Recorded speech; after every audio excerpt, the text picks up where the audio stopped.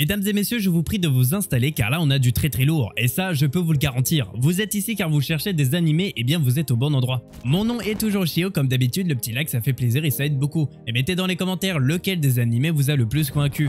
Pour rappel, je mets tous les noms des animés en description. Bref, vous êtes là pour la vidéo, alors c'est parti. Konosubarashi Sekai ni Shuku Fuku wo est un animé narrant l'histoire de Sato Kazuma, un jeune hikikomori décédé d'un accident de route peu banal, vous le verrez. Il est donc ramené auprès de la déesse de l'eau nommée Aqua, et donc comme vous l'aurez compris, notre protagoniste ira se faire incarner en tant que héros pour vaincre le roi démon. Et l'histoire ne s'arrête pas là, ou en tout cas il y a quelque chose de spécial dans cet animé. Jusque là cet animé remplit toutes les cases de l'animé cliché isekai, et si je vous le présente c'est qu'il a sa particularité. Déjà premièrement, cet animé est très basé sur la comédie. Et en fin de compte, nous sommes très loin d'un héros réincarné. Disons que tous ses camarades sont déboulés entre une magicienne qui ne sert quasiment à rien et une chevalière masochiste. Hein? Oui, masochiste. Quoi qu'il en soit, cette aventure ne va pas être de tout repos. Et donc notre pauvre protagoniste va essayer de vivre. Ça sera bien déjà.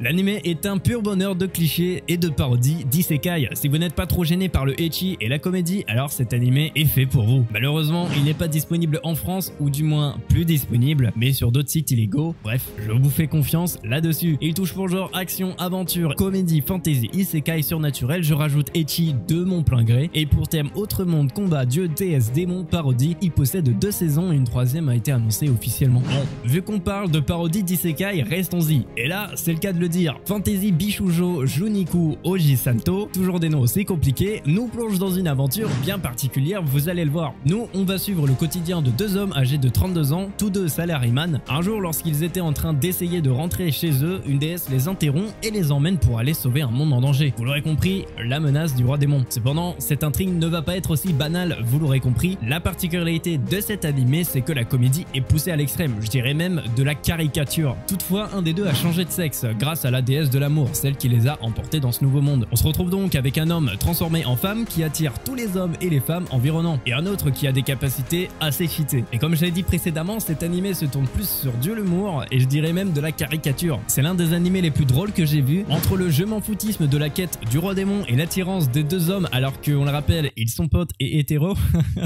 Bref, l'animé est bourré de talent, il est à mourir de rire, donc si vous voulez vous taper une barre devant, eh bien je peux que vous le conseiller. En tout cas, une chose qui est sûre, c'est qu'ils vont me manquer ces deux-là. Ils touchent pour genre action, aventure, comédie, fantasy, romance, autre monde Genderbender fait par le studio d'animation OLM disponible sur Crunchyroll. Vinland Saga, voilà un animé qui sort du lot. Nous, on va suivre Thorfinn, le fils de l'un des plus grands guerriers vikings. Et un jour, lorsque son père meurt, il jure qu'un jour, il se vengera. Cependant, étant abandonné, seul, il est dans l'obligation de suivre le groupe qui a tué son père. Il va donc devoir apprendre à se battre au champ de bataille alors qu'il n'est qu'un enfant. Un enfant même pas encore guerrier qui va devoir subir des atrocités. Je trouve cet animé très original, disons que c'est peu courant de voir un animé parlant de vikings. L'animé nous prend vraiment bien dans l'histoire avec de la stratégie, des combats gore de vikings, faut pas l'oublier, ainsi que leur mode de vie, on est direct plongé dans l'univers. L'histoire se déroule extrêmement bien. Comme dit précédemment, notre jeune Thorfinn va devoir subir les atrocités de la guerre. Comment va-t-il survivre? Est-ce qu'il va devenir un vrai guerrier? Eh bien pour cela, il va falloir regarder Vinland Saga. Pendant l'histoire, on aura un tournant d'ambiance avec un jeune garçon joyeux et souriant à un jeune avide de joie avec un regard haineux. Si vous aimez l'univers des vikings, alors vous allez aimer Vinland Saga. Et même si vous n'êtes pas trop attaché à cet univers, l'animé reste tout de même très sympa à regarder. Cependant, attention si vous n'aimez pas les scènes gore, ça reste un animé qui parle de guerre. Bref, il touche pour genre action, drame, fantasy, pas du tout. C'était une blague, vous l'aurez compris. Historique, sénine et pour thème combat, guerre, vengeance, viking, fait par le studio d'animation 8 Studio, disponible sur Crunchyroll, Prime Video et Netflix. Décidément, il y a l'embarras du choix. The Ancient Magus Bride est un animé que je peux assurément vous le présenter. Et encore une fois, cet animé se démarque des autres, je trouve. Bon, c'est très beau tout ça, mais ça parle de quoi? Nous, on va suivre l'histoire de Hitori Chise. Elle a le pouvoir spécial de voir des choses que d'autres ne peuvent pas voir. Cependant, étant enfant, cela la faisait peur et donc, elle regardait toujours dans le vide les entités qu'elle voyait. Tout le monde la trouvait bizarre, étant donné que sa mère est morte devant ses yeux et qu'elle ne sait pas où est son père. Elle errait de foyer en foyer, ne trouvant pas le bonheur. Et un jour, un magicien étrange dont la tête est un crâne tout aussi bizarre est le premier à déceler le don de Chise. Elle devient par conséquent l'apprentie du magicien et elle est supposée l'épouser dans l'avenir. Ouais bon ça c'est un peu chelou mais passons. Le pouvoir spécial de Chise est appelé Slay Vega et cela permet de produire ainsi que d'émettre énormément de magie. Un pouvoir rare et de valeur qu'elle va devoir apprendre à maîtriser pour survivre car être Slay Vega demande beaucoup d'énergie et peut conduire à la mort. Bref, vous l'aurez compris et comme je l'ai dit, cet animé se démarque des autres. Je trouve qu'il dégage un vrai univers même si on voit de l'inspiration de l'univers d'Harry Potter, ça se passe à Londres etc. etc. Nous allons donc la suivre dans son aventure, va-t-elle pouvoir suivre de son destin de Slay Vega? Comment va-t-elle surmonter ses épreuves? Et bien pour cela, regardez dans cette Magus Bride. Le point qui fait que j'aime bien cet animé c'est l'univers comme je l'ai dit précédemment. L'ambiance est magnifique, cet animé est beau, poétique et triste à la fois, une vraie histoire à découvrir. Sans parler des OST qui sont juste masterclass, vraiment allez y jeter un œil. Ce n'est pas un animé comme les autres, ça vous l'aurez compris. Donc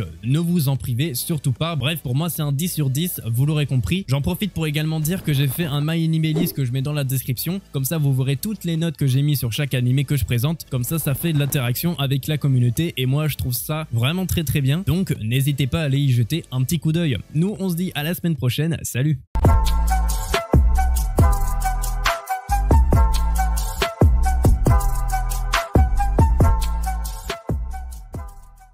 On se retrouve donc avec un homme transformé en femme non,